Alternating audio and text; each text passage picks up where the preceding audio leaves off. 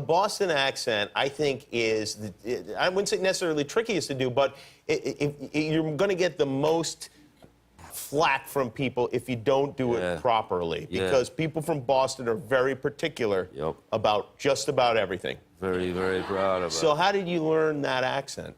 Well, it's, you know, it's a tough one. The only way to really do it is that I hung out with, you know, prior to going to Boston, I had spent a lot of time with one of my all-time guitar heroes, Joe Perry from Aerosmith. Oh, wow, yeah. Yeah.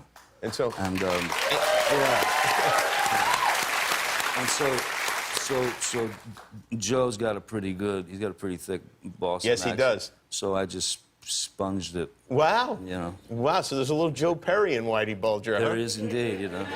Oh, speaking of Joe Perry, you have this album, and this comes out next, on Friday this comes out, or? The 11th, I think. It comes out on the 11th, this Friday. It's called Hollywood Vampires. I'm going to show it to you. Tell us some of the guys that are on this album with you, because it's a pretty unbelievable list. It's pretty crazy. It started out with Alice Cooper. We came and did a spot in Dark Shadows, and we played together at the 100 Club. He invited me up.